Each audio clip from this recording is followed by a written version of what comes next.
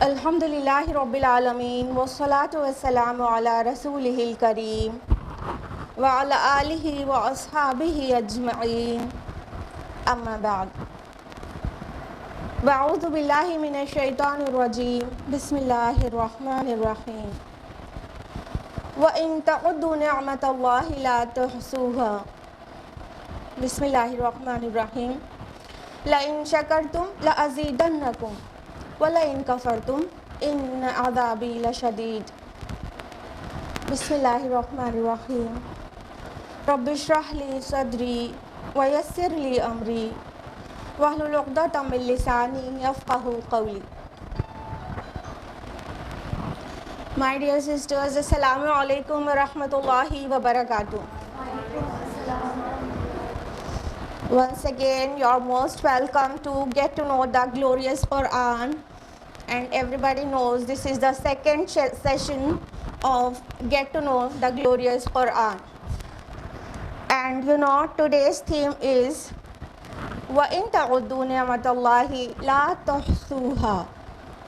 आज की हम लोगों की थीम है if you would count the favors of Allah subhanahu wa ta'ala, you couldn't enumerate them. अगर आप अल्लाह ताला की ब्लेसिंग्स को, उसकी नेमतों को काउंट करना चाहें तो आप हरगिज़ शुमार नहीं कर सकते। ये आया है सूरह नहल सूरह नंबर 16 आयत नंबर 18 और साथ ही सूरह इब्राहीम सूरह नंबर 14 आयत नंबर 34, जिसको आज get to know the glorious Quran की थीम बनाया गया है। तो फिर सबको याद हो गई थीम व इन तअद्दु निअमतल्लाहि ला तुहसूहा। अगर आप अल्लाह की नेमत को गिनना चाहो तो उसे गिन नहीं सकते, शुमार नहीं कर सकते, काउंट नहीं कर सकते, क्योंकि अल्लाह ताला की बाउंटीज़ और ब्लेसिंग्स और फेवर्स अनलिमिटेड हैं, ठीक है, अनकाउंटेबल भी हैं।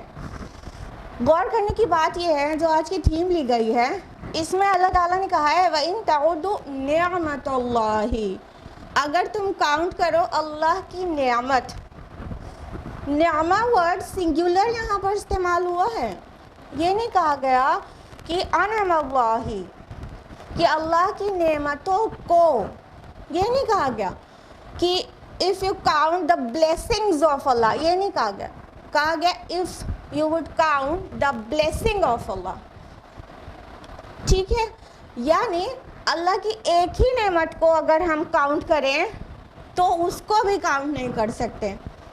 अगर आप सोच रहे होंगे ये कैसी बात है, तो ज़रा हमको बताइए, जब से आज से, जब से आप पैदा हुए हैं, जब से आप पैदा हुए हैं तब से लेके आज तक अल्लाह की एक नेमत, आँख से आपने क्या क्या चीज़ें देखा और आँख ने आपको कहाँ कहाँ मदद किया, चलने उठने देखने में कहाँ कहाँ मदद किया आपकी आँख ने, वो काउंट कर सकते हैं आप। सिर्फ वन ब्लेसिंग को, आइज़, उससे अल्लाह ताला ने आपको कितना सहारा दिया जीने में, वो काउंट कर सकते हैं। छोड़िए पैदा होने से लेके आज तक का, सिर्फ ये बताइए आज सुबह से भी आपने अपनी आँख से कितने काम लिया, याद है आपको? इस हाथ ने आपको कहाँ कहाँ सपोर्ट किया सुबह से लेके अभी तक, एंड इट्स 9:40 ओनली, अभी तक इस हाथ ने आपको कितना हेल्प किया, याद है? That's why I am saying Allah सुब्हान ताला ने यहाँ नेमा वर्ड यूज़ किया है। अल्लाह की नेमत, एक नेमत को भी अगर काउंट करना चाहो तो नहीं कर सकते, और अगर सारी नेमतों को काउंट करना चाहें तो कोई गुंजाइश ही नहीं है कि कोई ह्यूमन बीइंग अपने सिंगल लाइफ स्पैन में वो काउंट कर सके, ठीक है। तो इसलिए आज इसको थीम बनाया गया है और हम लोग कोशिश करेंगे कि अल्लाह ताला की कुछ नेमतों को काउंट करें। अल्लाह ताला चाहता है कि हम ट्रैवल करें, हम घूमें फिरें। कुरान मजीद में बारहा आपको मिलेगा सीरू फिल अर्द फंजुरू, कि घूमो फिरो ज़मीन में और देखो। अल्लाह ताला चाहते हैं कि उसकी जो ब्लेसिंग्स हैं और उसकी नेमतें हैं और उस वहदानियत की निशानियां हैं, वो सब अल्लाह के बंदे देखें और उस पर गौर व फिक्र करें। और देखने और घूमने फिरने के और भी बहुत सारे फ़वाइद हैं, लेकिन हम लोगों की चूँकि थीम आज ये है कि हमको नियामतों को काउंट करना है, इसलिए हम इसको इस कॉन्टेक्स्ट में आपको बता रहे हैं। अल्लाह ताला फरमाते हैं कुरान हकीम में सूरह फुस्सिलत सूरह नंबर 41 आय नंबर 53 में, सनूरीहिम आयातिना फिल आफाक़ि व फ़ी अनफुसिहिम हत्ता यतबय्यन लहुम अन्नहुल हक़। अनकरीब हम इन्हें दिखाएंगे अपनी निशानियाँ आफाक में, होराइज़न में भी और इनके अपने नफूस में भी, विद इन देमसेल्व्स, यहाँ तक कि ये वाज़ेह हो जाए कि ये हक़ की तरफ से है। यानी ये अल्लाह ताला का प्रॉमिस है कि वो होराइज़न में और वो हमारे सोल के अंदर, हमारे खुदी के अंदर हमको निशानियाँ दिखाएगा और वाज़ेह कर देगा कि कुरान हक़ है, अल्लाह हक़ है और हमारे अंदर जो रूह फूकी गई है वो हक़ की तरफ से है। ठीक है, तो चूँकि हाँ अल्लाह ताला चाहते हैं कि हम सब देखें दाएं बाएं और गौर करें। अल्लाह दिखाना ही चाहता है। इनफैक्ट अल्लामा इकबाल ने इसको शेर में उतारा है, खोल आँख समी देख, फलक देख, फ़िज़ा देख, मशरिक़ से उभरते हुए सूरज को ज़रा देख। यानी हमको देखना है और देखना है और देखना है और अंधे बन के नहीं देखना है, आँख खोल कर देखना है। देखते तो बहुत लोग हैं लेकिन उनको अल्लाह नज़र नहीं आता। अल्लाह ताला की बहुत सारी ब्लेसिंग्स और बहुत सारे साइंस को देखते रहते हैं, but they do not recognise Allah सुब्हानहू व तआला, नहीं पहचान पाती। अल्लाह की मारिफत उन्हें हासिल नहीं होती, ना ही अल्लाह के एहसानात का उन्हें एहसास होता है। तो हम खुली आंखों से देखें, दिल की आंखें भी खुली रहें और सर की आंखें भी खुली रहें। So let's start counting blessings of Allah सुब्हानहू व तआला। जैसे कि बार बार कह दिया गया कि हम अल्लाह ताला की ब्लेसिंग्स को काउंट तो नहीं कर सकते हैं, लेकिन फ्यू ब्लेसिंग्स जो हमारे अराउंड हर वक्त है उसके साथ हाजिर हैं हम आपके सामने। पॉन्डरिंग करेंगे हम लोग मिलकर कि अल्लाह ताला ने क्या क्या नेमतों की बारिश की है हम पर, लेकिन हम हैं कि गौर ही नहीं करते। कहाँ से स्टार्ट करने जा रहे हैं हम लोग? वाटर से।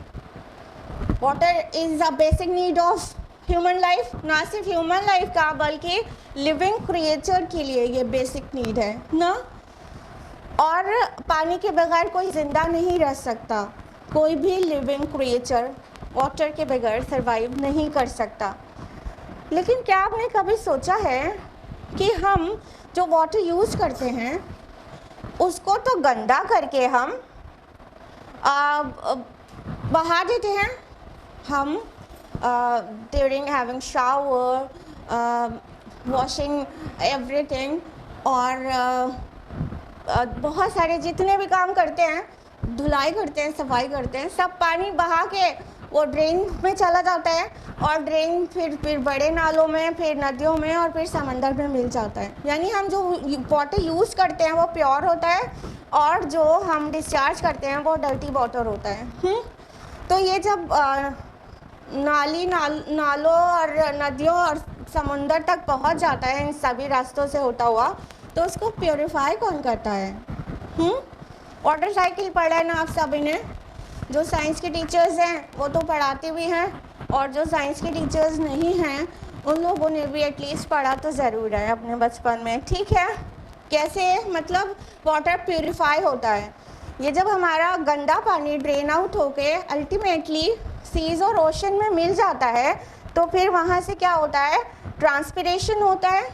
ठीक, वाटर ऊपर भाप बन के एवापोरेशन होता है। वाटर भाप बन के ऊपर उड़ता है। जब सूरज निकलता है तो एवापोरेशन होता है वाटर का, तो भाप बन के ऊपर जाता है। भाप ऊपर जाकर ठंडी होती है, यानी उसका कंडेंसेशन होता है और वो बादलों की शक्ल इख्तियार कर लेता है, लेकिन वो बादल बहुत छोटे छोटे से होते हैं।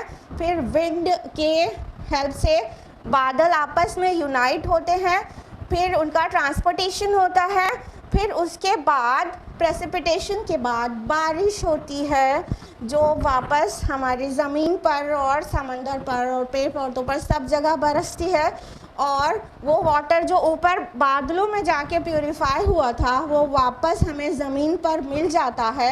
इस तरह से हम प्योर वाटर को फिर से यूज़ करते हैं और फिर गंदा करते हैं, फिर ड्रेन आउट करते हैं, फिर अल्लाह ताला उसे प्योरीफाई करता है, और ये वाटर साइकिल चलती रहती है, चलती रहती है और चलती ही रहती है। और अगर इसमें से कोई एक भी स्टेप मिसिंग हो तो वो वाटर साइकिल फिर चल नहीं सकती और हमें प्योर वाटर मिल नहीं सकता।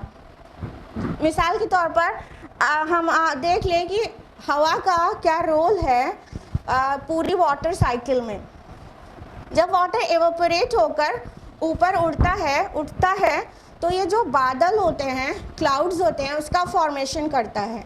जैसे कि हमने कहा कि एवोपरेशन के बाद छोटे छोटे से क्लाउड्स का फॉर्मेशन होता है। ये छोटे छोटे से पफी क्लाउड्स क्यूमुलस क्लाउड्स कहलाते हैं, और ये क्यूमुलस क्लाउड्स पूरे में बिखरे हुए होते हैं। फिर क्या होता है, हवा अल्लाह ताला भेजता है और हवा उन क्यूमुलस पफी क्लाउड्स को यूनाइट करती है, और वो आपस में जॉइन होने के बाद वाटर क्लाउड की ह्यूज बॉडी का फॉर्मेशन करते हैं और क्यूमुलोनिम्बस क्लाउड बनता है।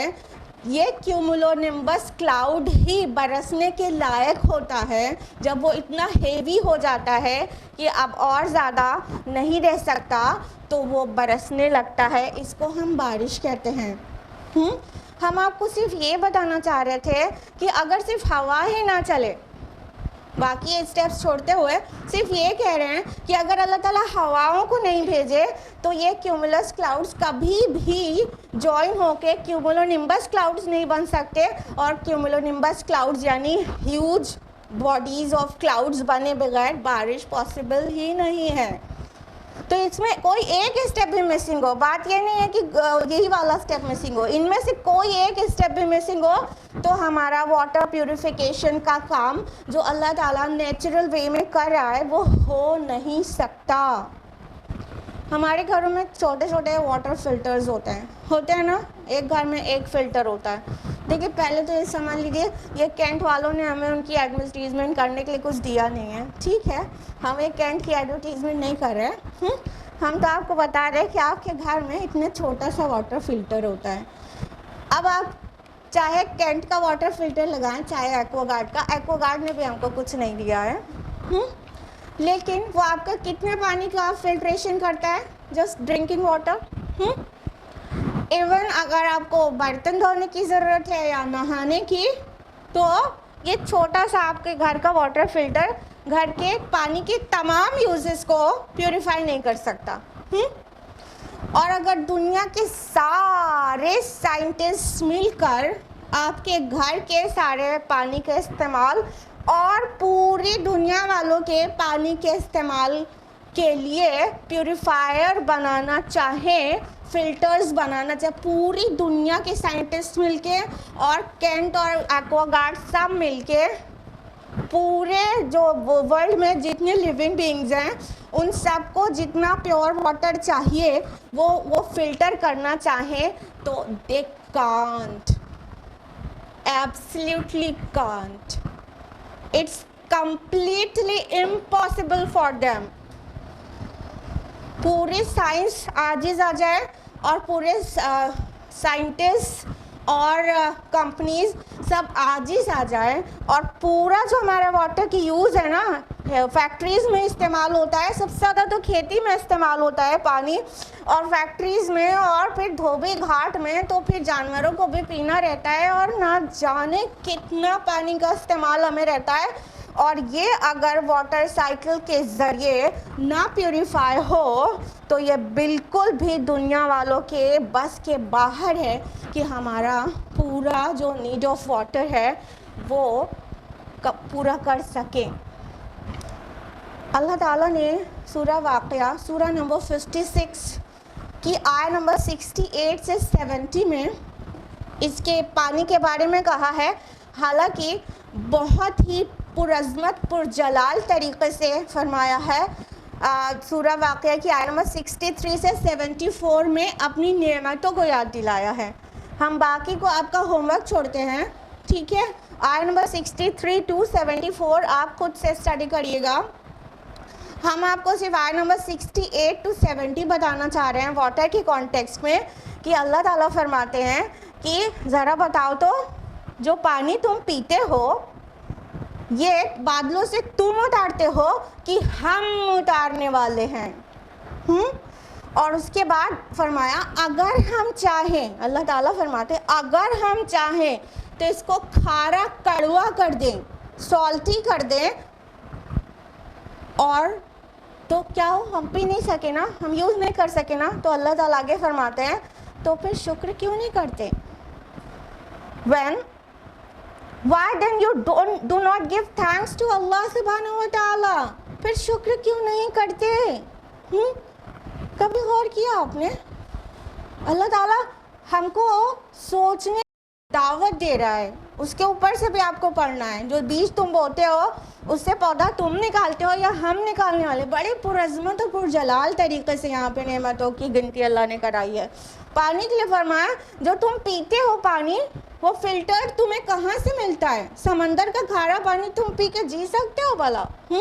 उसको एवापोरेट कौन करता है और ऊपर प्यूरिफाई कौन करता है बादलों में, और ऊपर से तुम्हारे लिए साफ़ मीठा पानी कौन उतारता है? तुम उतारते हो कि हम उतारने वाले हैं?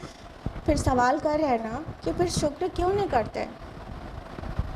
तो क्या हमें अल्लाह ताला का शुक्र नहीं करना चाहिए? शुक्र नहीं करना चाहिए। अल्लाह ताला की इतनी नेमतें हम दोनों हाथ से अवेल कर रहे होते हैं, लम्हा लम्हा इतनी नेमतें हम अल्लाह ताला की अपने पूरी तरह से इस्तेमाल में लिए होते हैं, लेकिन शुक्र नहीं करते। आपको पता है जब आप सांस लेती हैं तो कितनी एयर आप इनहेल करते हैं पर minute? We inhale 7 or 8 liters of air per minute and around 11,000 liter air per day. एक दिन में 11,000 लीटर एयर हम और आप हड़प कर जाते हैं। और ये जो हमारी बॉडी के लिए ऑक्सीजन की रिक्वायरमेंट है, जो बहुत बेसिक रिक्वायरमेंट है, अगर अल्लाह ताला इस एयर में ऑक्सीजन ना रखे, हम एक्सेल तो कार्बन डाइऑक्साइड करते हैं और फिर पूरी दुनिया कार्बन डाइऑक्साइड से भर जाए तो हम सांस कैसे लें? अगर अल्लाह ताला ने ये निज़ाम ना बना दिया होता कि बहुत सारे ट्रीज़ पूरे ग्लोब पर ना होते तो वो जितनी हमें ऑक्सीजन की रिक्वायरमेंट है वो कभी भी पूरी नहीं हो पाती। You know, there are 3.04 trillion trees on the earth. 3.04 trillion trees. आप उसका हिंदी में गिनती जानते भी नहीं होंगे ट्रिलियन का, बिलियन ही तक अरब पहुंच जाता है। इतने ट्रीज हैं तब जाके हमारे और आपकी ऑक्सीजन की रिक्वायरमेंट पूरी होती है। अगर ये जो पौधे हम घर में लगाते हैं तो बहुत होगा थोड़ा ट्रीज भी लगा लेंगे, उतने पौधों में हमारी ऑक्सीजन पूरी होने वाली है? ये तो अल्लाह ताला का नेचुरल सिस्टम है, पॉलिनेशन का नेचुरल सिस्टम और सीड डिस्पर्सल का नेचुरल सिस्टम। उसकी वजह से इतने पेड़ निकलते हैं जिसकी देखभाल हम कभी भी नहीं करते। आप ट्रैवल करते होंगे तो नोटिस में लेते हैं कभी, तो हम लोग ट्रैवल करते हैं कहीं से भी, चाहे बाई रोड करें चाहे बाई ट्रेन करें, ठीक है। एरोप्लेन पे बहुत ऊपर जाने के बाद क्लियर नहीं दिखता है, ज़रा सा ऊपर रहता है तो फिर दिखता भी है कि बहुत सारे ट्रीज़ हैं। तो आप ऑन रोड हैं तो आपको दाएं बाएं बस ट्रीज़ और ट्रीज़ और ट्रीज़ दिखते रहते हैं ना, प्लांट्स दिखते रहते हैं ना। कभी इस तरह से सोचते हैं आप लोग कि इतने तो हम लोग कभी लगा ही नहीं सकते थे? हम लोग अपने घर में थोड़े से लगा लेते हैं, सोचते हैं हाँ इससे हमारे खुद के लगाए पौधे से ऑक्सीजन बन रही है। हाँ, लेकिन जब आप ट्रैवल करते हैं जितने ट्रीज आपको दिखते हैं वो लगाए हुए तो नहीं होते, वो तो अल्लाह पाक निकालते हैं ना। और जो हम अपने घर में भी लगाते हैं एक बीज ही तो सो करते हैं ना, एक सीड तो सो करते हैं, बाकी उससे पौधा तो अल्लाह ताला ही निकालता है। हाँ, अगर हम एक टिश्यू लिए बगैर, कोई एक टिश्यू भी लिए बगैर एक पौधा बनाना चाहें तो पूरी दुनिया के साइंटिस्ट मिलकर नहीं बना सकते। टिश्यू कल्चर की technique I am aware of it, लेकिन वो पहले टिश्यू लेते हैं, चाहे वेजिटेटिव टिश्यू ले, पहले टिश्यू लेते हैं फिर उसको कल्चर करके ग्रो कराते हैं ना। टिश्यू लिए बगैर प्लांट ग्रो करके दिखाए कोई साइंटिस्ट तो माने। तो क्या है कि हम अल्लाह ताला की कितनी नेमतें अवेल कर रहे हैं। तो इतने सारे ट्रीज़ हमारे लिए कितनी सारी ऑक्सीजन रिलीज़ करते हैं, तब हम सांस ले पाते हैं। कोविड की सेकेंड वेव को अभी ज़्यादा दिन नहीं हुआ और अभी कोविड पीरियड चल ही रहा है, लेकिन कोविड की सेकेंड वेव को अभी ऑलमोस्ट 6 मंथ्स हुआ है। हमने और आपने सब ने बैठ के न्यूज़ में देखा कि जिसके रिश्तेदार और फैमिली के लोग बीमार थे, स्पेशली यूपी और महाराष्ट्र में ऑक्सीजन सिलेंडर्स नहीं मिल रहे थे, ऑक्सीजन मशीन्स एग्जॉस्टेड थी, आउट ऑफ मार्केट थे ऑक्सीजन सिलेंडर्स और ऑक्सीजन की कोई भी मशीन्स। हाँ, हमने और आपने वो दर्द भरे लम्हात देखे हैं जब किसी का बेटा, किसी का शौहर फूट फूट के रोया है कि एक ऑक्सीजन सिलेंडर मिल जाए, बस एक ऑक्सीजन सिलेंडर मिल जाए, मेरी अम्मी की जान बच जाए, लेकिन it was out of market. हम इतने सालों से जब से पैदा हुए हैं कितनी ऑक्सीजन हड़प कर गए, क्या पे किया। अभी भी हम ऐसी फैमिली को भी जानते हैं जिनके घर के एक मेंबर 6 महीने से हॉस्पिटल में, कोविड सेकेंड वेव से, अप्रैल से, तब से आज तक हॉस्पिटल में ऑक्सीजन पर है। पूरा घर, पूरी प्रॉपर्टी बिक जा रही है सिर्फ ऑक्सीजन का पेमेंट करने से। हमको अल्लाह ताला फ्री में इतनी ऑक्सीजन देता रहता है प्योरीफाई करके, और हम नेचुरल तरीके से ब्रीडिंग कर पाते हैं। और कभी सोचते हैं कि हम अल्लाह ताला की कितनी नेमतों को बगैर पेमेंट के और बगैर किसी एफर्ट के अवेल किए चले जा रहे हैं। कभी अपनी खालिक की तरफ टर्न होते हैं, उसका कहना मानते हैं। अभी ये दिन हमारे घर में भी आ जाए खुदा न ख्वास्ता, तो उस दिन पता चलता है ऑक्सीजन की वैल्यू। एक इंजीनियर था, वो 10th फ्लोर पर काम कर रहा था, और एक मज़दूर था, वो ग्राउंड फ्लोर पर काम कर रहा था। इंजीनियर ऊपर से बहुत आवाज़ दे रहा था, लेकिन मज़दूर को आवाज़ नहीं जा रही थी। तो इंजीनियर ने क्या किया कि कुछ ऐसा करते हैं कि वो ऊपर देख ले तो काम बता दूँ। उसने क्या किया, $10 की नोट ऊपर से नीचे फेंकी कि अब वो ऊपर देखेगा, लेकिन मज़दूर ने वो $10 की नोट उठा के पॉकेट में रख ली और ऊपर नहीं देखा। फिर इंजीनियर ने सोचा कि $50 की नोट फेंकता हूँ, अब तो ज़रूरी देखेगा। उसने $50 की नोट नीचे फेंकी और उस लेबरर ने $50 भी उठाकर पॉकेट में रख लिया और ऊपर नहीं देखा। फिर इंजीनियर समझ गया उसे क्या करना चाहिए। उसने छोटा सा पत्थर उठाकर ऊपर से नीचे मारा और उसके सर पे मजदूर के जाकर लगा, उसने सीधा ऊपर देखा। ये मिसाल है हमारी और आपकी। जब अल्लाह ताला की अनलिमिटेड बाउंटीज़ और ब्लेसिंग्स को दोनों हाथ से अवेल कर रहे होते हैं, तो कभी अल्लाह ताला की तरफ रुजू नहीं करते। और एक छोटा सा शॉक लगता है, एक छोटी सी क्राइसिस आती है घर में, तब अल्लाह करते हैं और ऊपर हमारी नज़र जाती है। ये हमारी और आपकी मिसाल है। हमारे बिना कोशिश के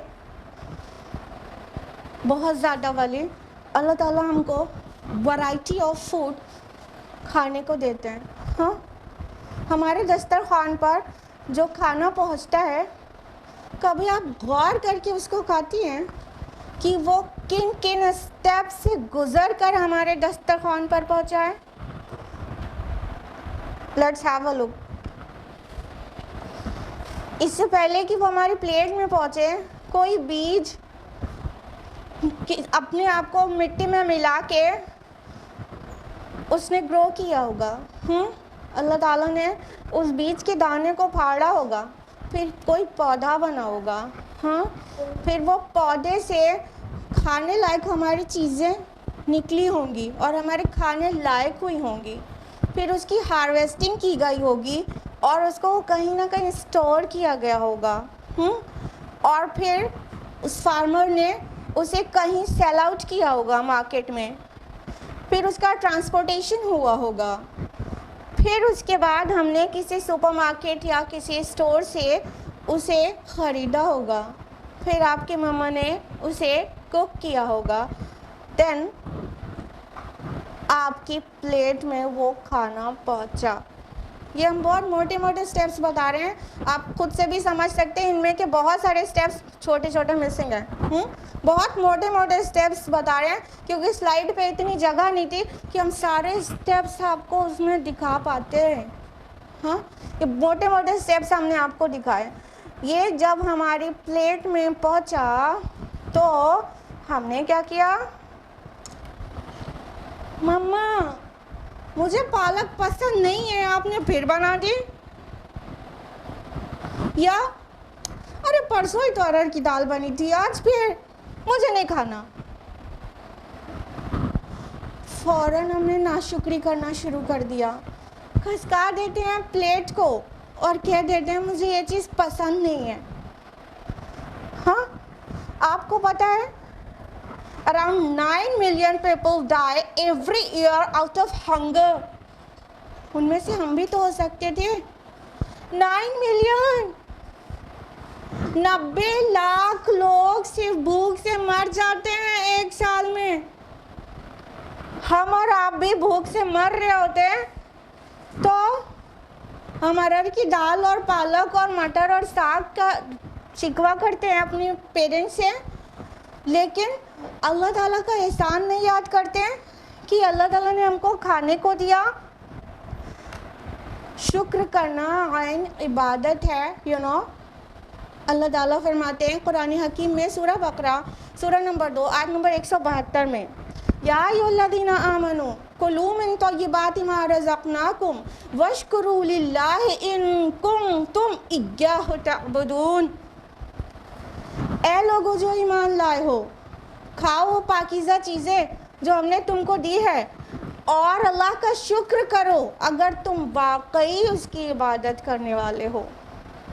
शुक्र करना भी इबादत है और हमारा खालिक हमको खाने को देने के साथ साथ हमसे वादा भी करता है। सूरह इब्राहिम सूरह नंबर 14 आयत नंबर 7 में, लइन शकरतुम लअज़ीदन्नकुम, अगर तुम शुक्रगुजारी करते रहोगे तो हम तुम्हें और देंगे, बढ़ा के देंगे, बढ़ाते जाएंगे ब्लेसिंग्स को।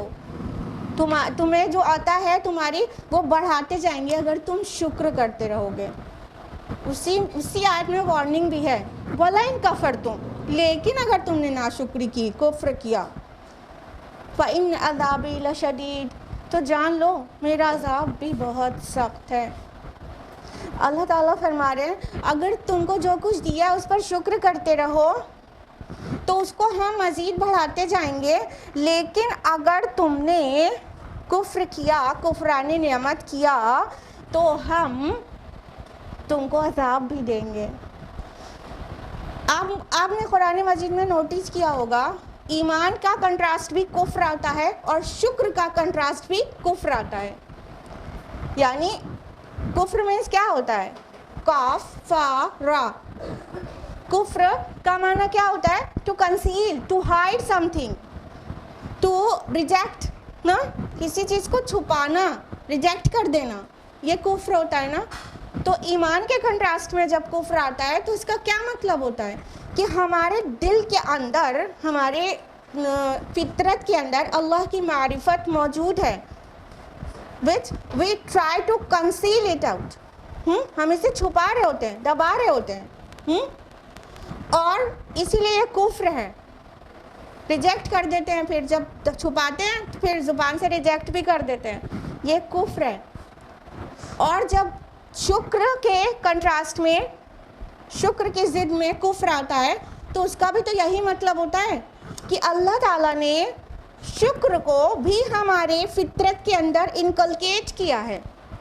शुक्र की पहचान इंसान को है, इंसान की फितरत से आती है कि कोई हेल्प करे या कोई कुछ दे या कोई ब्लेसिंग करे तो उसका शुक्रिया अदा करना चाहिए, ये अंदर की एक फीलिंग है।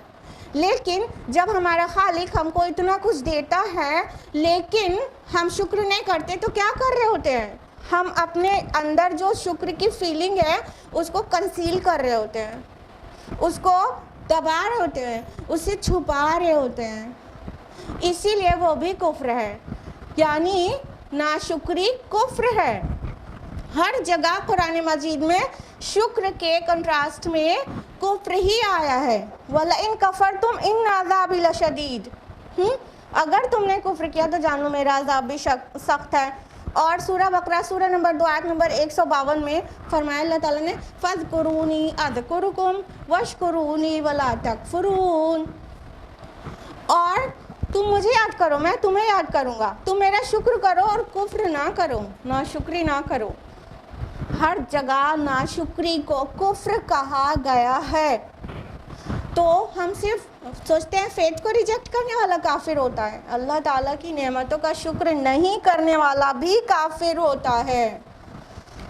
अल्लाह ताला हमको वार्न कर तो रहा है लेकिन अल्लाह ताला चाहता नहीं है कि हमको अजाब दे। बहुत वाज़ेह अंदाज में कह दिया गया सूरह निसा सूरह नंबर 4 आयत नंबर 147 में, मा यफ़अलुल्लाहु बिअज़ाबिकुम इन शकरतुम व आमनतुम, अल्लाह तुम्हें अजाब देकर क्या करेगा अगर तुम शुक्रगुजारी करते रहो।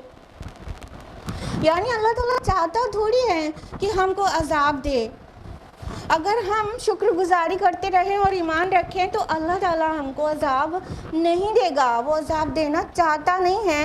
ये तो हमारी अपनी, हाँ अब क्या कहना चाहिए, सरकशी है जो हम शुक्र नहीं करते। जितने साइंस के टीचर्स हैं यहाँ पर वो भी और बाकी सभी लोग भी इतना तो अवेयर होंगे इस चीज़ से कि our basic food requirements are just carbohydrate, fats, proteins and some vitamins and minerals, that's it, बस इतना।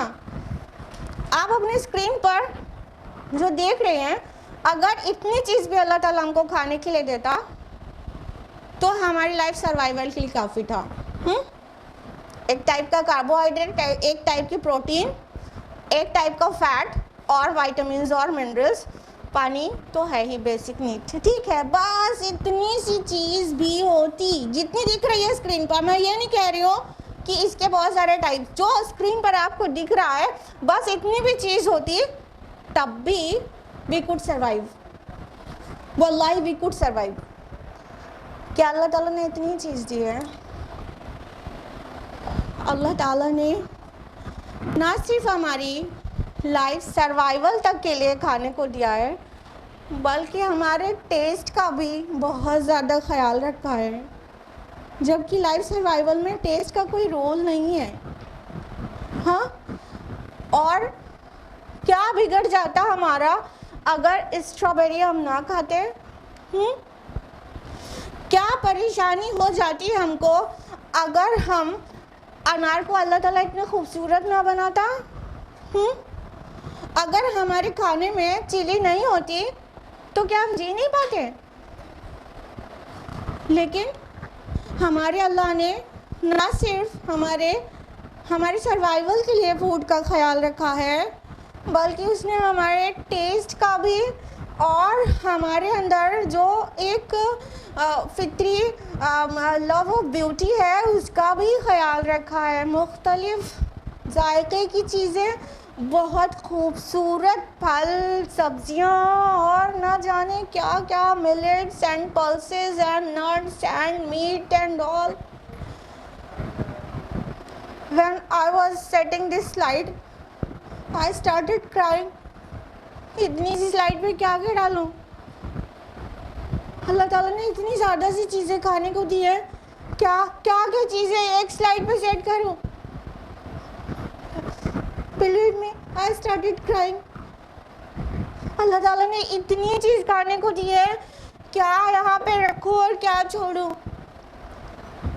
बहुत थोड़ी सी चीज़ अभी भी आपको स्लाइड पर दिख रही है, and we all know it very well, there are many more things to eat। और सिर्फ इतना ही नहीं कि अल्लाह ताला ने हमारे खाने का और अलग अलग खूबसूरत फलों का ख्याल रखा है, because human being loves beauty, तो अल्लाह ताला ने हमारे ज़ौक़ जमाल का भी ख्याल रखा है। क्या हमारी लाइफ सर्वाइवल के लिए ये फूल की कोई ज़रूरत है? नहीं ना। लेकिन अल्लाह ताला ना सिर्फ हमारा पेट भरना चाहता है, बल्कि हमारी बॉडी को मेंटेन रखना चाहता है, बल्कि हमारे माइंड को भी नरिश करता है। पूरे ग्लोब पर एक से बढ़कर एक ब्यूटी है। Flowers, green gardens, falls, hill stations, different birds and animals and plants and trees and many more things। किस लिए? सिर्फ हमारे माइंड को कूल डाउन रखने के लिए और हमारे ज़ौक़ जमाल की ख्वाहिश को पूरा करने के लिए। Every human being likes beauty ना। तो ये ब्यूटीफुल वर्ल्ड अल्लाह ताला ने बनाई है हमारे और आपके लिए। हर जा तेरी कुदरत के हैं लाखों जलवे, हैरान हूँ इन दो आँख से क्या क्या देखो। ज़रा सोचिए, अगर ये दुनिया इतनी कलरफुल ना होती तो क्या होता? अगर ग्रे स्केल मोड में आपने देखा होगा पुराने ज़माने की टीवी, हाँ, वैसी होती पूरी वर्ल्ड तो कैसी दिखती? और अगर ग्रे स्केल मोड में ना होती वर्ल्ड, कलरफुल ही होती, लेकिन हमको कलर ब्लाइंडनेस होती, तो किसी किसी को कलर ब्लाइंडनेस हो जाती है, फिर उसके दिल से पूछिए। और you know, whales and seals are completely color blind. They cannot see colors. They don't have cones in their eyes, so that they cannot see colors. Whales and seals. There are many other animals जो कि कुछ एक दो colours नहीं देख पाते, but whales और seals completely color blind होती हैं। अगर अल्लाह ताला ने पूरी वर्ल्ड को कलरफुल तो बनाया होता, लेकिन ह्यूमन बीइंग को कलर ब्लाइंड कर दिया होता, तो हम ये ब्यूटी देख पाते? हाँ। जब डिप्रेशन का मर्ज होता है या कुछ ऐसा जहनी प्रॉब्लम होती है, तो डॉक्टर क्या कहते हैं? क्या कहते हैं बताइए? Just go out, have fun, कहीं चले जाइए। और चले जाइए, फिर वो हाईटेक कंप्यूटर लैब में नहीं भेजते हैं ना, कहाँ भेजते हैं? नेचर के करीब भेजते हैं। किसी नेचुरल प्लेस पर चले जाइए, हिल स्टेशन पर चले जाइए, और सचमुच अगर एक हफ्ता 15 दिन इंसान होकर आता है तो फिर उसकी तबीयत में काफ़ी सुधार हो जाता है। हमारे रब ने हमारे किस किस चीज़ का ख्याल रखा है, किस किस चीज़ का, बावजूद उसके हमको सुबह शाम सुभानअल्लाहि व बिहम्दिही कहना इतना दुश्वार है। हम पैर पसार के सो रहे होते हैं। हमारे नबी सल्लल्लाहु अलैहि वसल्लम की सुन्नत है कि सुबह शाम आप इन बहुत सारे अस्कार हैं, और ये सुभानअल्लाहि व बिहम्दिही 100 टाइम्स मॉर्निंग इवनिंग अस्कार में पढ़ा करते थे, और हमको भी सजेस्ट किया। अभी इस सेशन के ओवर होने के बाद आप लोगों को प्रोफेटिक दुआ की बुक मिलेगी, हिस्नुल मुस्लिम। इंग्लिश में भी है, उर्दू में भी है, जिसको जो लैंग्वेज बेस्ट लगती हो वो उस लैंग्वेज में लेगा, सभी लोग को मिलेगी। और कीप प्रॉमिस कि आप लोग अब कभी भी मॉर्निंग इवनिंग अस्कार नहीं छोड़ेंगे, और जब भी अल्लाह ताला की किसी भी ब्लेसिंग की तरफ आपकी नज़र जाएगी तो शुक्र करेंगे। जब आप लेटती हैं अपनी खूबसूरत बेड पर, तो छत पे नज़र पड़ती है ना, कभी सोचती हैं हमारे सर पे छत है अल्हम्दुलिल्लाह, हाँ, कितने लोग ऐसे हैं कि स्ट्रीट पर, फुटपाथ पर रातें बसर करने के लिए मजबूर हैं। दे डोंट हैव रूफ, उनके ऊपर छत का साया नहीं है। हमारे पास अल्लाह ताला का दिया हुआ अच्छा सा घर है, मगर हमारी होड़ क्या रहती है, वो जो सामने वाला बंगलो है ना, उतना अच्छा कब बनेगा।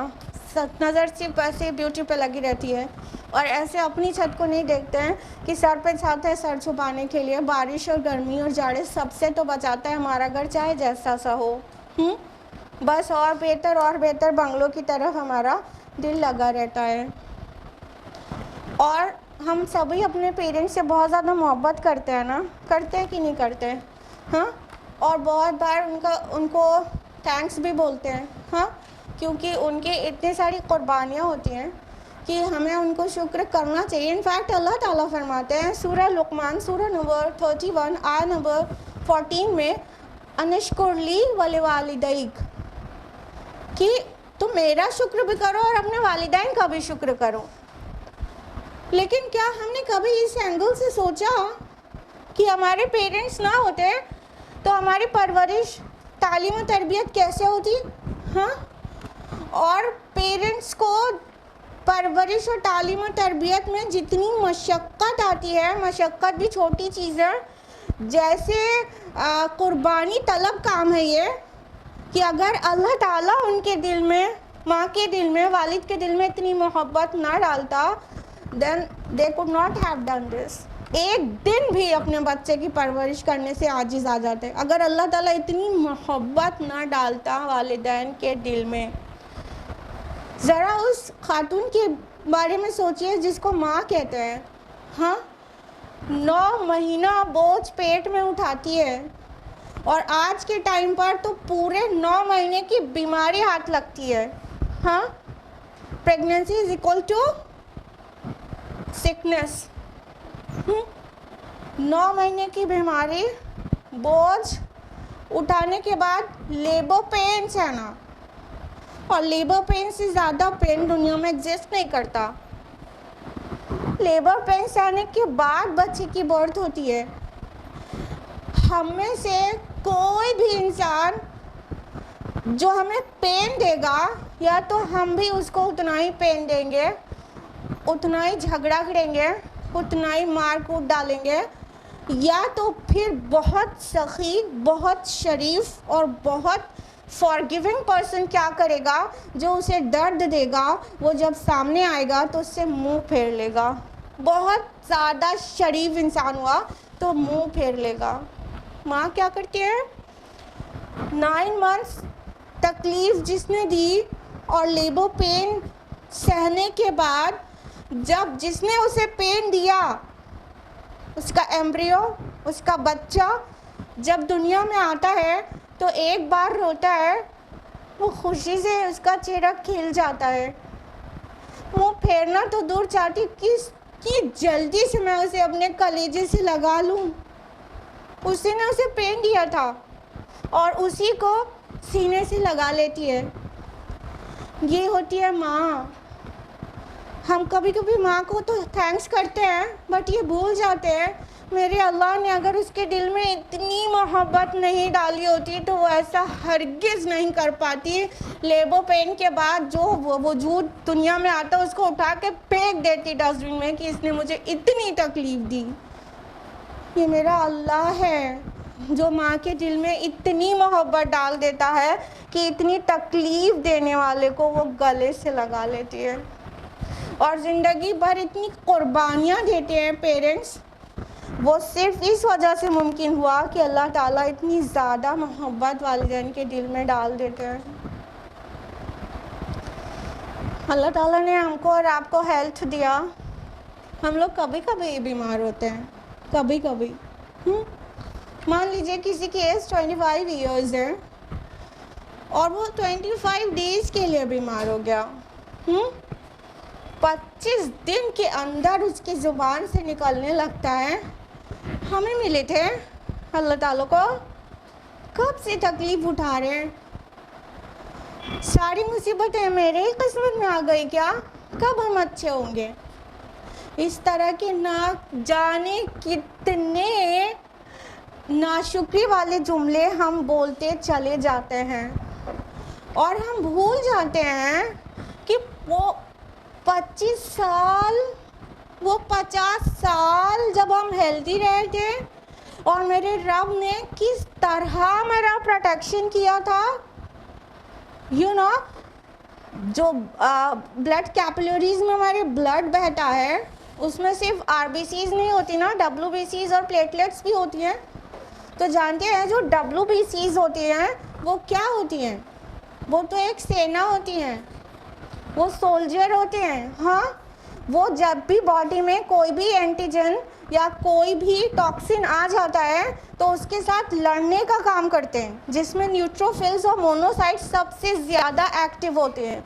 और यू नो, फैगोसाइटोसिस में क्या होता है कि फैगोसाइट्स तो एक्चुअली मोबाइल और फिक्स डिफेंस यूनिट्स होती हैं और फाइगोसाइटोसिस के ज़रिए सारी टूटी फूटी सेल्स और जितने भी टॉक्सिन्स और एलियन एलिमेंट्स होते हैं ब्लड के अंदर उन सब को का सफाया कर देती हैं।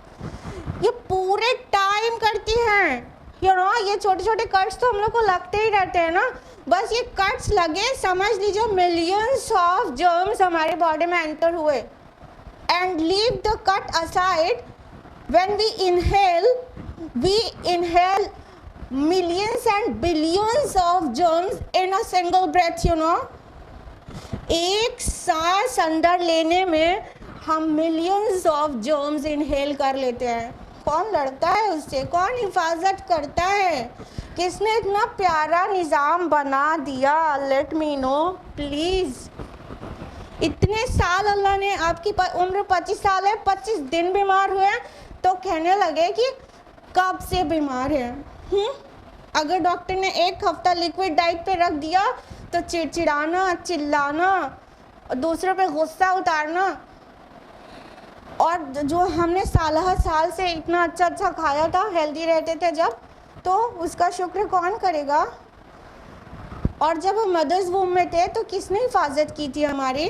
हाँ, अल्लाह सुब्हानहू व तआला फरमाते हैं सूरह अज़्ज़ुमर सूरह नंबर 39 आयत नंबर 6 में, क्या फरमाते हैं कि उसने तुम्हें तुम्हारी माँ के पेटों के अंदर नई एक के बाद एक दूसरी बनावट में बनाया, तीन तारीकियों में, इन 3 stages of darkness।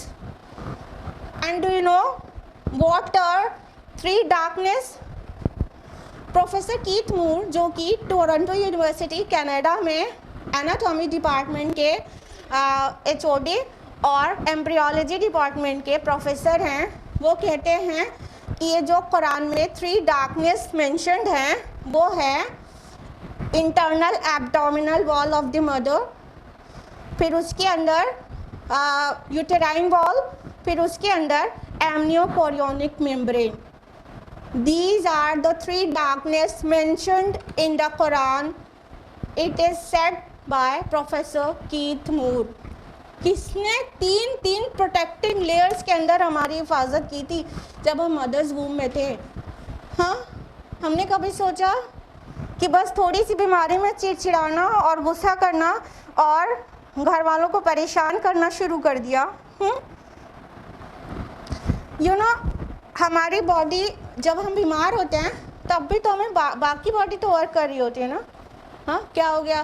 थोड़ा सा टाइफाइड हो गया या किसी को कुछ और हो गया। हाँ, छोटी छोटी चीज़ें हो जाती हैं, गॉल ब्लैडर में स्टोन हो गया, कुछ हो गया, 1-2 चीज़ हो गई, 3 चीज़ हो गई, 4 चीज़ हो गई, मल्टीपल प्रॉब्लम्स भी होती है तो 5-6 चीज़ को मल्टीपल प्रॉब्लम्स कहने लगते हैं। हाँ, कुछ भी हो गया, उसके बाद भी हमारी आइज़ वर्क कर रही थी, हमारे हैंड्स और लेग्स वर्क कर रहे थे। हाँ, हमारा हार्ट वर्क कर रहा था कि नहीं कर रहा था?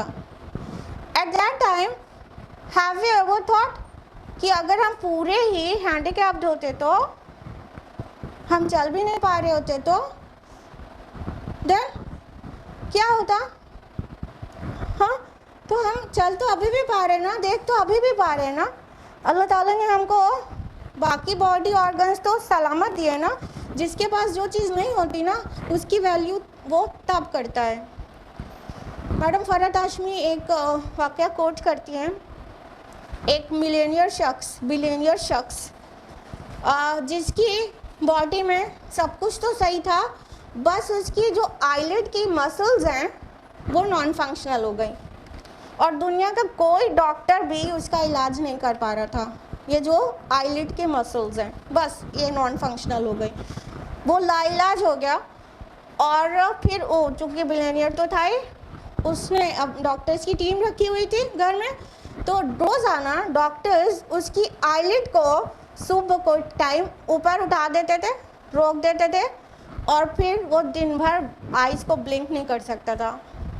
फिर जब रात में सोना होता तो उसकी आइज़ को डॉक्टर्स वो रिलीज़ कर देते तो वो आंख बंद हो जाती, लेकिन फिर वो आइज़ को ओपन नहीं कर सकता था। बस इतना हो गया था उसके साथ। उससे पूछा गया कि आप अपनी ये आईलिड्स को नॉर्मल करने के लिए कितनी दौलत खर्च कर सकते हैं? उसने कहा पूरी दौलत, मैं अपनी पूरी कुल वेल्थ खर्च कर सकता हूँ बस अपनी आईलिड्स को वापस नॉर्मल करने के लिए। जिसके पास जो चीज़ नहीं होती ना उसको लगता है ये सबसे बड़ी ब्लेसिंग है। उनसे पूछिए जिनके पास आंखें नहीं है, उनको लगता है आँख ही सबसे बड़ी ब्लेसिंग है। जिसके पास पैर नहीं है उसे लगता है पैर से बड़ी तो कोई कीमती चीज़ ही नहीं है। लेकिन हमारे पास सब कुछ होने के बाद थोड़ा सा बीमार होते हैं और नाशुक्र हो जाते हैं। हम कितने वैल्यूएबल हैं और कितने एक्सपेंसिव हैं, यू नो। ये हवा में बात नहीं बताने जा रहे हैं, दिस इज़ ट्रू। हमारी जो बॉडी की जो कॉस्ट है वो $45 मिलियन है। $45 मिलियन इसको रुपीज़ में कन्वर्ट करेंगे तो 3 अरब 36 करोड़ तकरीबन आएगा। 3 अरब 36 करोड़। आप अरबपति हैं। खाली हार्ट की जो कीमत है यूएस में वो $1 मिलियन है। $1 मिलियन, $10 लाख, रुपीज़ नहीं, $10 लाख। अगर किसी की सिर्फ एक किडनी खराब हो जाए तो उसे $2,62,000 में सिर्फ एक किडनी मिल पाएगी। मार्केट वैल्यू है ये, हवाई बात नहीं है, ये मार्केट वैल्यू है, आपके सामने रेफरेंस है। तो हमारी जो मार्केट वैल्यू है वो कितनी है? $45 मिलियन। हम में से सब अरबपति हैं, दौलत के पीछे दीवाने रहते हैं ना हम। थोड़ी सी गरीबी होती है तो क्या कहते हैं कि जब से पैदा हुए मुसीबत ही देख रहे हैं, कभी दौलत नहीं देखा, और उसे पता नहीं होता वो खुद 3.5 अरब का इंसान है। 3.5 अरब, 3 अरब 36 करोड़ हमारे बॉडी की कॉस्ट है, यू नो। अभी भी कुछ दौलत चाहिए, या तो फिर इस दौलत जो अल्लाह ने दी है सब कुछ सलामत, उसका शुक्र बजा लाया जाए सजदाए शुक्र करके। हमसे मैं आपको बॉडी के जो इंटरनल टिश्यू सिस्टम्स हैं उसमें सिर्फ डाइजेस्टिव सिस्टम के बारे में मेंशन करने जा रहे हैं। हालांकि we have 12 tissue systems in our body जो कि साइमल्टेनियसली वर्क करते रहते हैं। ठीक है, सिर्फ डाइजेस्टिव सिस्टम पे हम आपका ध्यान ले जाएंगे कि जब हम कोई चीज़ खाते हैं तो just we have to intake the food और उसके बाद जाके वॉशरूम में एक्सक्रीटा डिस्चार्ज कर देते हैं। बस हमें जो करना होता है वो बस इतना ही करना होता है।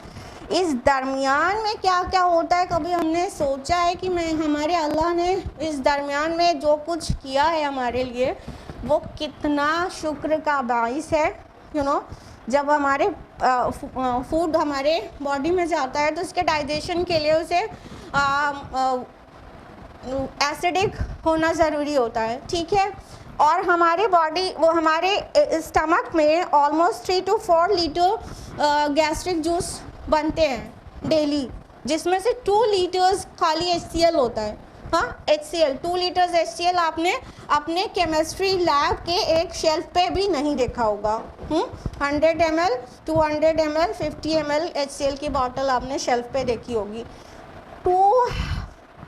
2 लीटर्स HCl पर डे हमारे स्टमक में प्रोड्यूस होता है, उसके बाद भी हमारा स्टमक महफूज रहता है।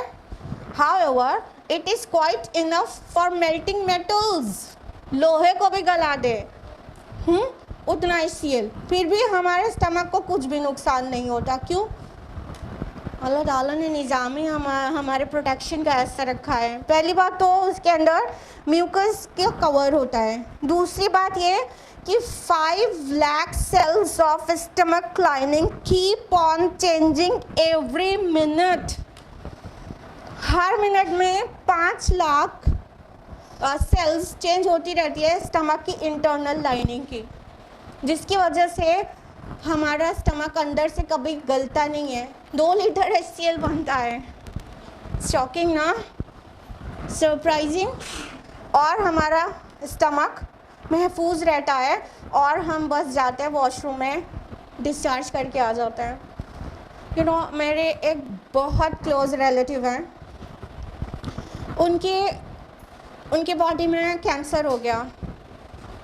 यूरिन डिस्चार्ज करने के मकाम पे कैंसर हो गया। अब जान तो बचाना ही था।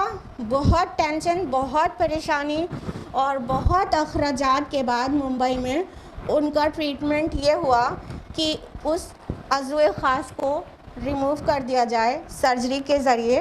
तो पेरिनियल यूरेथ्रोस्टॉमी के ज़रिए उनका वो अज़्वे ख़ास सर्जरी से रिमूव कर दिया गया और दूसरा होल बनाकर वहाँ से दूसरा कैथेटर लगाकर यूरिन डिस्चार्ज वो करते हैं। और वो कैथेटर 24/7 उनके साथ होता है। वो यूरिन बैग के बगैर 1 मिनट भी नहीं रह सकते। और it cost from 500 to thousands of rupees depending on the quality. ठीक है, इतना महंगा डेली का खर्चा अपने साथ कैरी करना, बार बार चेंज करना, भर जाए ओवरफ्लो हो जाए, चेंज करने कहीं फंसे हुए हैं दूर दराज, ओवरफ्लो हो जाए, पूरी ट्राउजर्स गीली। इतनी प्रॉब्लम सिर्फ एक चीज़ की वजह से। हम और आप सोचते हैं कि क्या खास है, वॉशरूम जाते हैं फारिग होकर आ जाते हैं। कभी सोचा है कि हमारे वॉशरूम में फारिग होना भी अल्लाह ताला की कितनी बड़ी ब्लेसिंग है। उनको लगता होगा ना कि यूरिन डिस्चार्ज करना नेचुरल वे में सबसे बड़ी ब्लेसिंग है। उनको यही लगता होगा। जिसकी जो चीज़ चिंती है तो उसको पता चलता है कि क्या क्या है ब्लेसिंग अल्लाह ताला की। हम आज हाईटेक एरा में जी रहे हैं। इसको भी लाइटली ना लीजिएगा। इसको लाइटली मत लीजिएगा।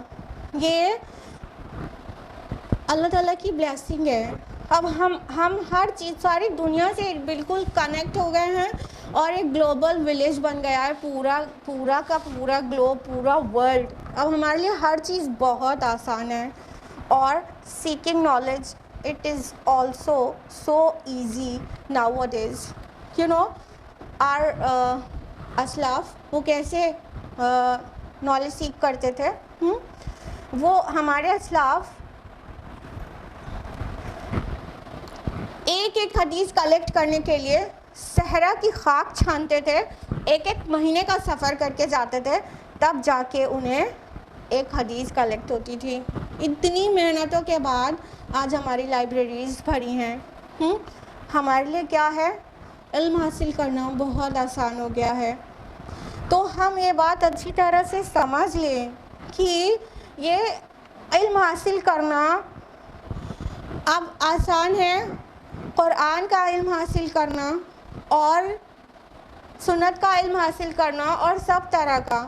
तो जहाँ ये ब्लेसिंग है वहीं अल्लाह ताला पूछे कभी कि हमने तुमको इतने हाईटेक एरा में पैदा किया था, कौन सा बैरियर था तुमको सीखने में। तुम्हारे असलाफ तो हज़ारों मील का सफ़र करके महीनों की मसाफत के बाद इल्म हासिल करते थे।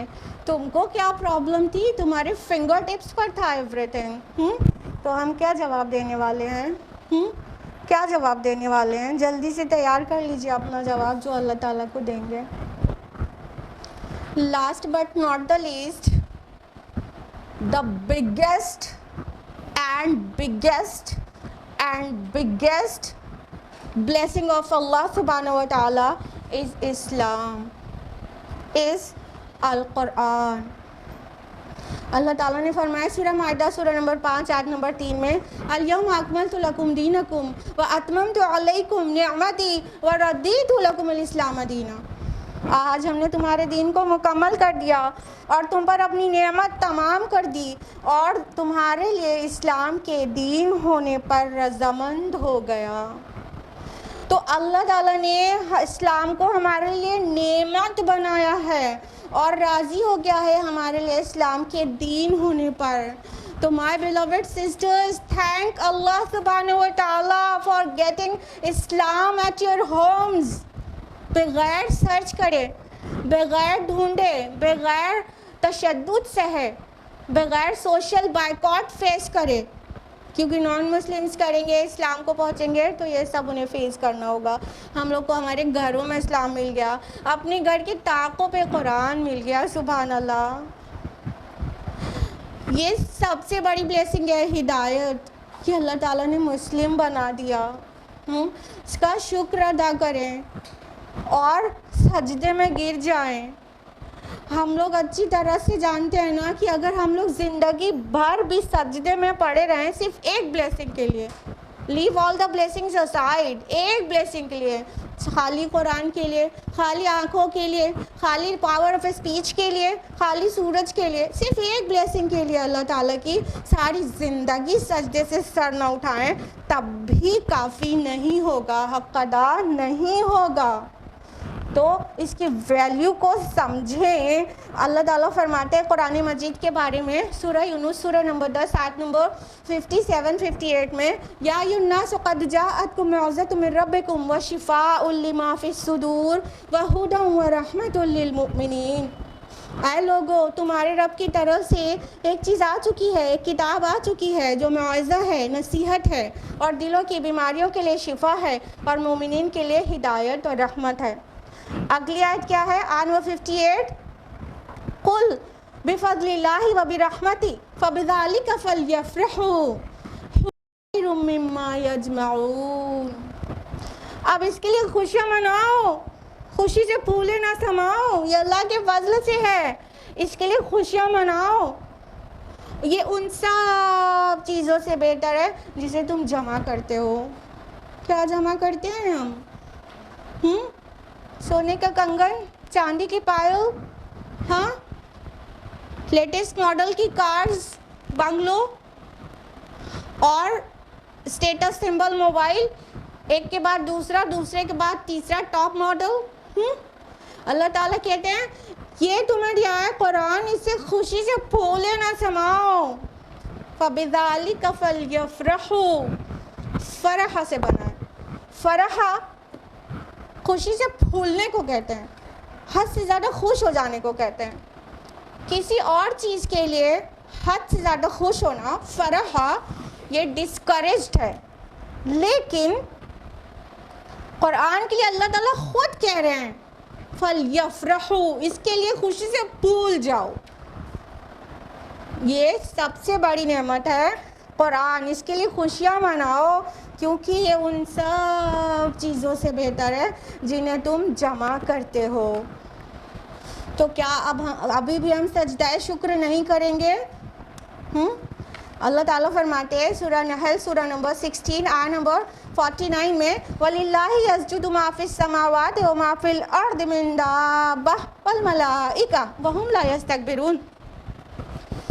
अल्लाह ही को सजदा करते हैं जो कुछ कि आसमानों में और ज़मीन में जानदार हैं, और तमाम फरिश्ते भी, और वो तकब्बुर नहीं करते, वो एरोगेंस में, प्राउड में नहीं पड़ते।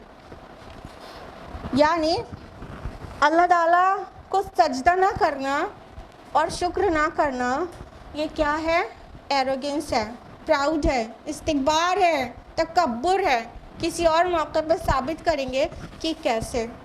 अभी वक्त की कमी की वजह से डिटेल में नहीं जा रहे हैं। तो आज से तय करें कि अपने रब के बहुत ज़्यादा ग्रेटफुल होंगे। किस किस तरह से? क़ल्बी शुक्र भी करना है, दिल अल्लाह के शुक्र से बिल्कुल सरशार हो। कौली शुक्र भी करना है कि ज़ुबान अल्लाह के ज़िक्र से और अल्लाह के शुक्र से तर रहे। और अमली शुक्र भी करना है। एंड द बेस्ट अमली शुक्र इज़ समिअना व अताना, हमने सुना और हमने मान लिया। We listened and obeyed. और साथ ही अल्लाह ताला के दीन को, उसके कलमे को, उसकी किताब को दुनिया तक पहुंचाना, ये सबसे बड़ा अमली शुक्र है। तो हमें तीनों लेवल्स पर शुक्र करना है। सिर्फ कहने से काम नहीं चलेगा। अल्हम्दुलिल्लाह अल्हम्दुलिल्लाह। हम लोग क्या करते हैं कि जब सलाह के लिए खड़े होते हैं तो अल्हम्दुलिल्लाह रब्बिल आलमीन कह रहे होते हैं, पता तक नहीं होता कि हम अपने रब की तारीफ़ और शुक्र कर रहे हैं। होश में ही नहीं रहते, दिमाग कहीं और रहता है। और फिर तस्बीह पढ़ते सुभान अल्लाह अल्हम्दुलिल्लाह अल्हम्दुलिल्लाह। एक भी ब्लेसिंग अल्लाह की याद नहीं करके अल्हम्दुलिल्लाह कह के 33 बार तमाम कर देते हैं। ये होती है हमारी तस्बीह और हमें कुछ भी याद नहीं रहता कि हम वाक़तन अल्लाह का शुक्र कर रहे हैं। अगर एक मदर अपने डॉटर को बहुत प्यार करती है तो डॉटर भी उसको बहुत शुक्र करती है, thanks mama, thanks a lot, हर वक्त कहती रहती है। लेकिन अगर मदर बोले बेटा please give me a glass of water, तो वो ना दे।